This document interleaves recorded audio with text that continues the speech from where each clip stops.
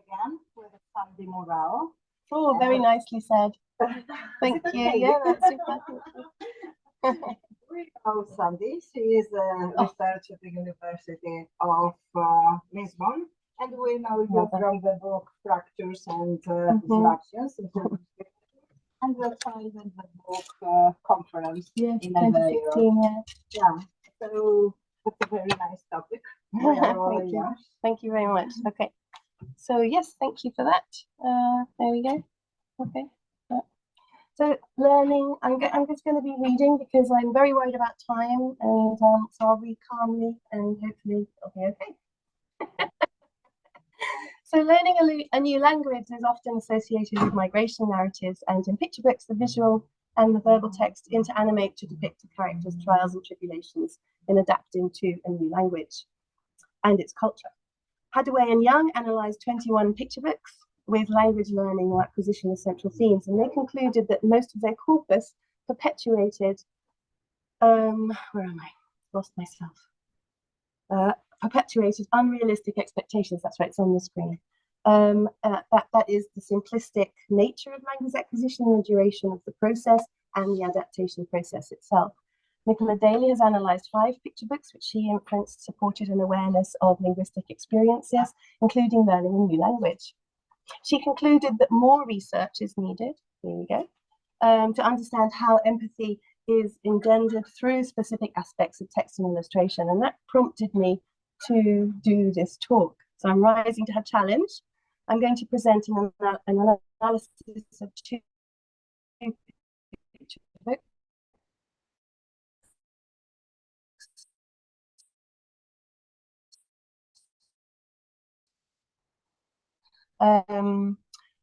My Two Blankets, written by Irina Kobold in 2014, and Gibberish by Young Vo, published in the US. My Two Blankets is really well known. I think most of you will probably know it.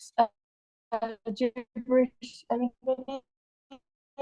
So they're both migration narratives depicting linguistic assimilation, which is why I chose them, with a view to determine how these picture books inspire empathy. So I take a literary perspective, which most of us have taken anyway, to my analysis, which, according to Frank Stolfini and Stephanie Reed, organizes or recognizes that picture books are complex and cohesive wholes, visual images and written language analyzed in relation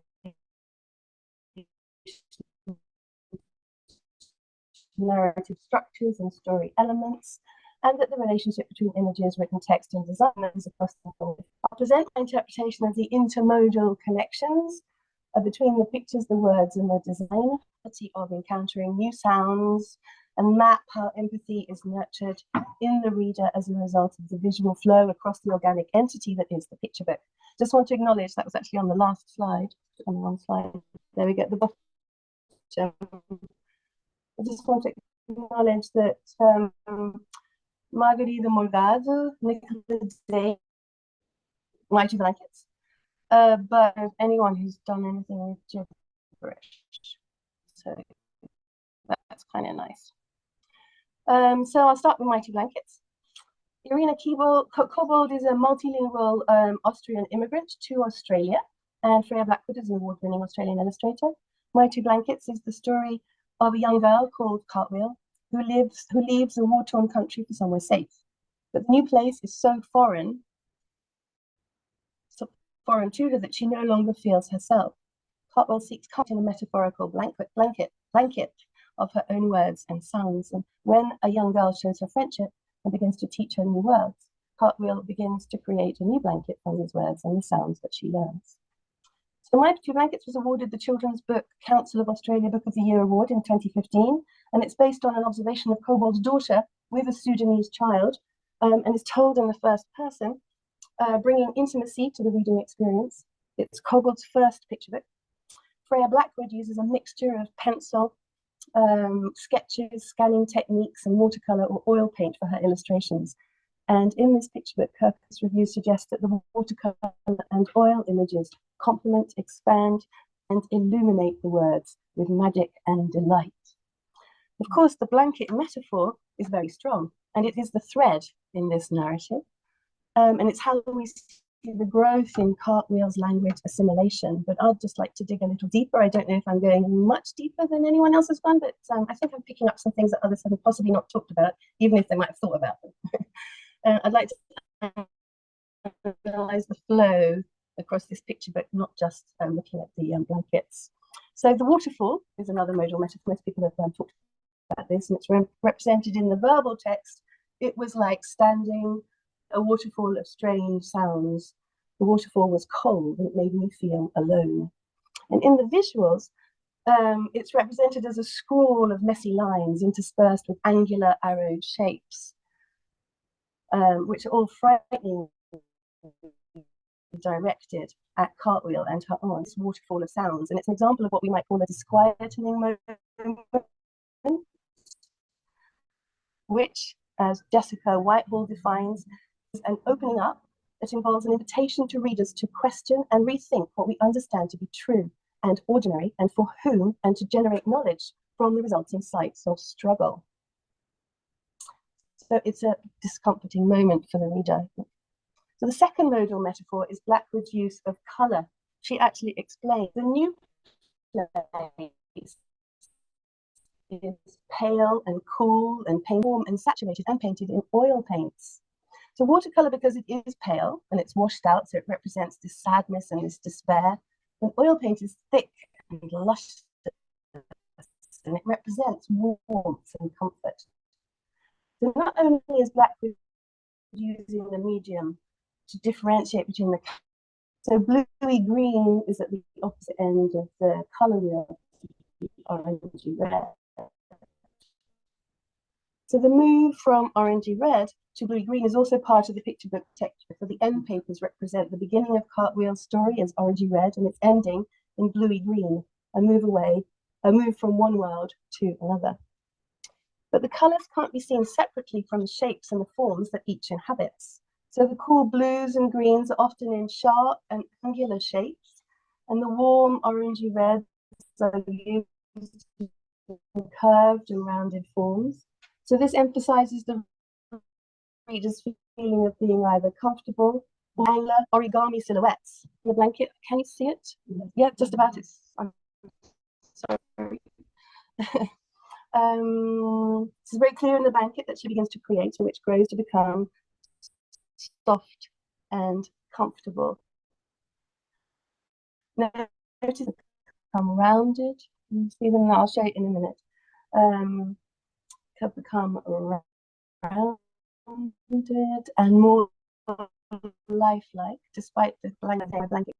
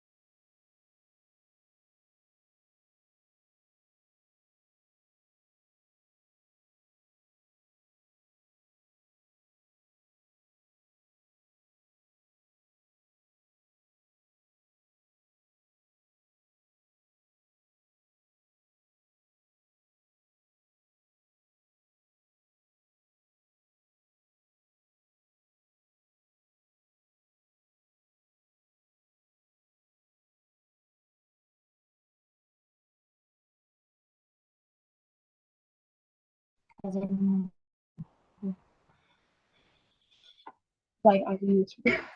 So shapes in angular origami appearance, like looking objects, might also be interpreted not only about the acquisition of the set of as what they now represent. The trees in Australia are not like the trees in Sudan, and the birds and the clothes and the food. These are new words, but they also represent disparate. Nicola Daly actually points out that the birthday cake, I like this very much. Okay, so nothing's happening. So it's not moving.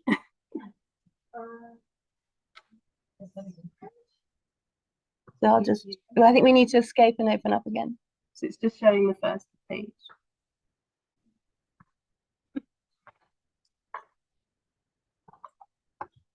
It doesn't move at all. No. I don't know. Okay, so yes, I guess so. Maybe it is a problem with the PowerPoint. I'm not sure. We will try with this, I guess. Yeah. Oh no, it works now. It works now. That's cool. That's cool. I'll stop. You can all see the cake. Yeah, which Nicola pointed out. Very observant of that. Where am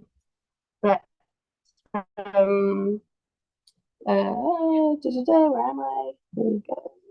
Nicola points out that the birthday cake has 7 candles, so it might suggest that time has passed. And give the last metaphor I would like to discuss is Blackwood's use of the park scene to depict both confinement and liberty. And this is where I think I'm saying something sequential moments seen Cartwheel and her mother are in warm, soft orangey red. And everything else is bluey green, even grey. The trees confine the figures and they arch over and they press down on them. They restrict even. And the scene presents a number of themes which are returned to later, like the girl is in stripy tights, she befriends Cartwheel and helps her name a new environment, which I think is a pigeon, becomes one of Cartwheel's first words. But the park is also the final scene, the final verse that closes Cartwheel's story.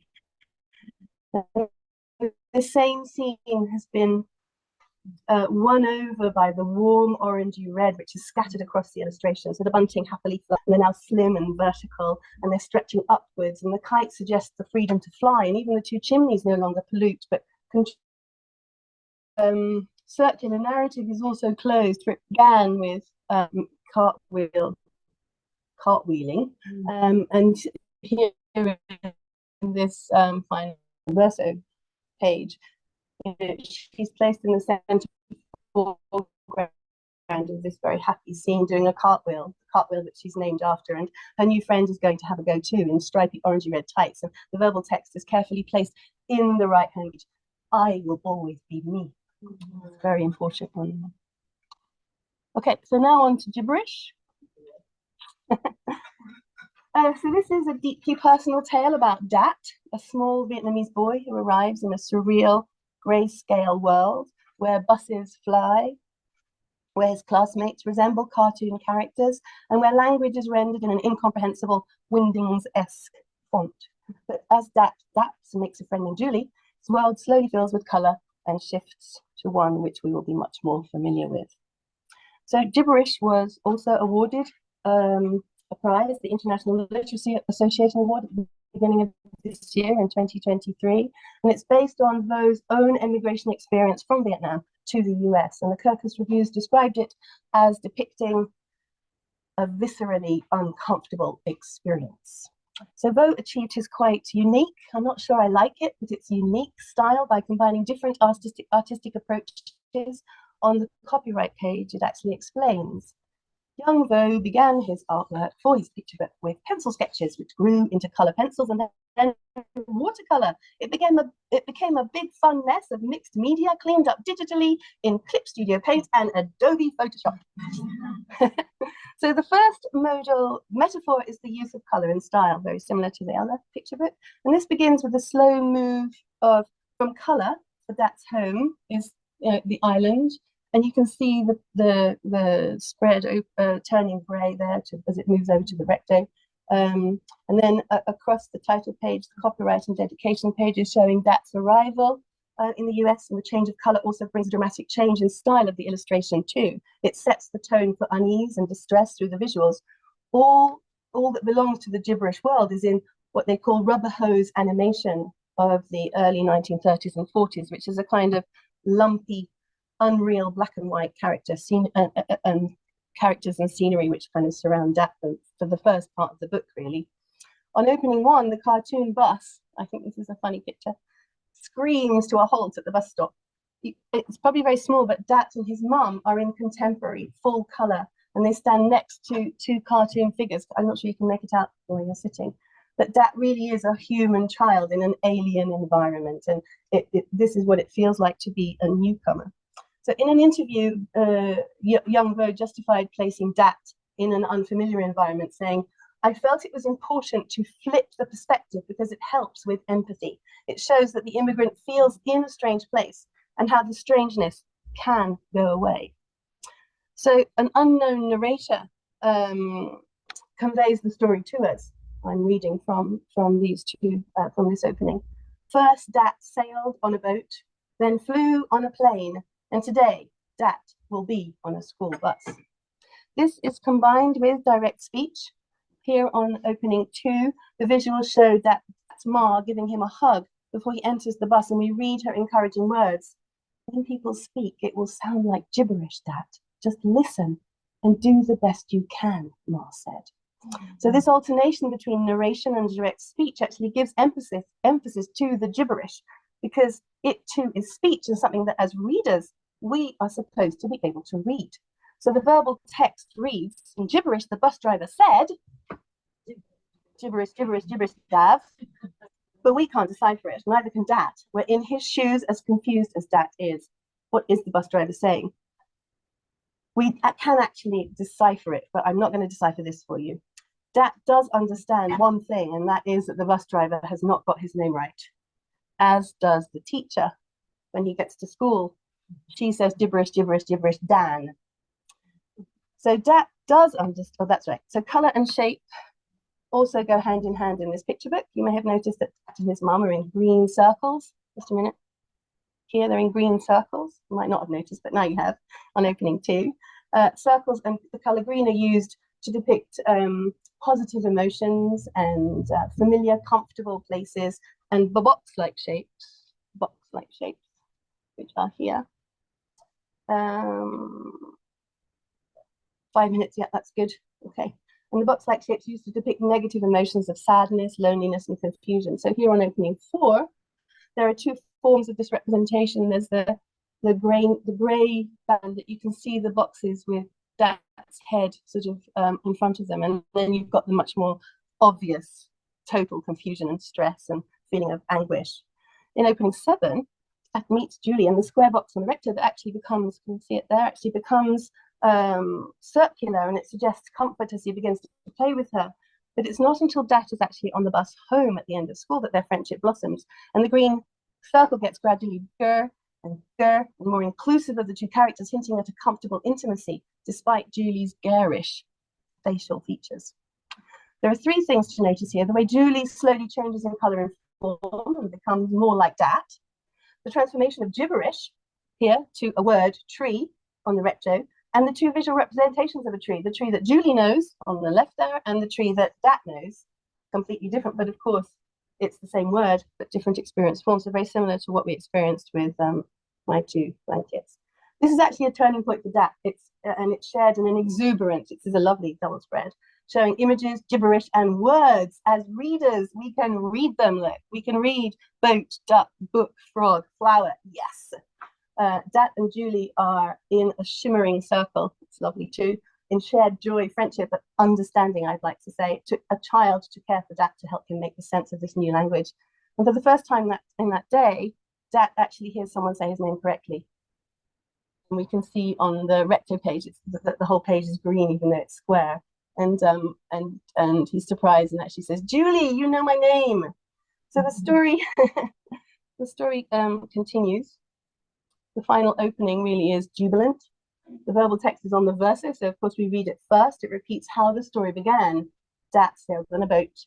Dat rode on a school bus, and today Dat ran home with Julie. And I don't know if you can actually make it out, but it's the wingding sort of font which has been crossed out, and then the word home. So that's a key word in this picture book. So notice how the opening actually gets greener, and how the colour filled it, becomes as our eyes move across the recto page, which shows that Dat is confidently running ahead of Julie. And it's the words that tell us what's happened, but it's actually the illustration which shows us a possibility of the future to come, which is very nice. In an interview, Vo explains the need for this book, and it says, or he says, it takes only one person to help transition a strange place into feeling more like home. I'd just like to decipher the paratext, because this is how you learn what all the wingdats, whatever it is. So Vo has actually conceived a gibberish font. Each image is a letter of the alphabet, so 26 of these shapes.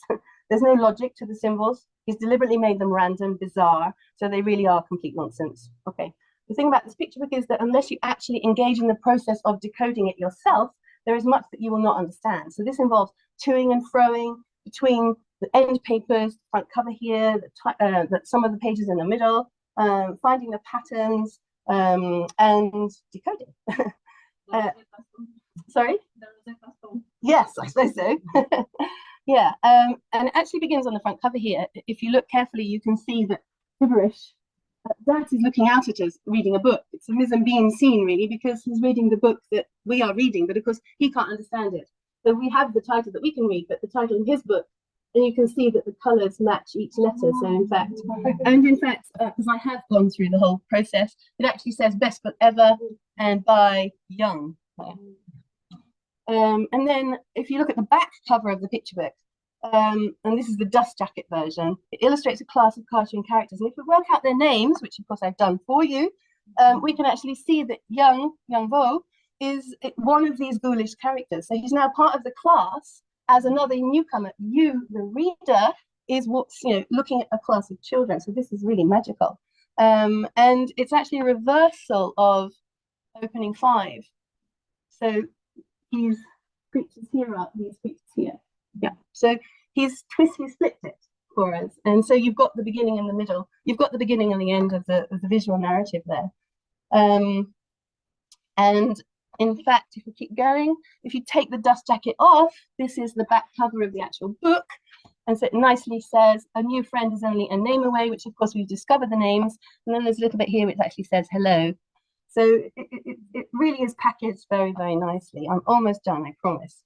So gibberish, I've got to stop. Can I have just 2 more minutes? Gibberish has come to full circle. So Dat is now part of the alien environment there. And he knows what to do. And he's ready to be one of those who will make the difference and who will befriend another child, we hope.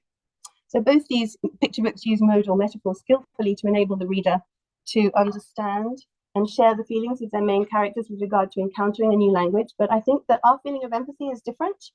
In my 2 blankets, we're carried away carefully in Cartwheel's blanket. We share the intimacy of the autobiographic first-person narrative through the gentleness of Blackwood's illustrations, and we are observers in Cartwheel's assimilation. But I think we're caring observers. In Gibberish, we are more than observers, we're actually active participants in Dat's journey, and this is the viscerally uncomfortable experience that I mentioned earlier. We're frantically trying to make sense of those symbols, we're counting them, we're looking for patterns, we're making connections. We become the newcomer ourselves, and there's nothing simplistic about this experience at all. As readers, we generate knowledge and understanding from the struggle that it really is. We live the experience. We are, we become completely empathetic. I finished. Sorry. sorry. I apologize. It was really nice. Now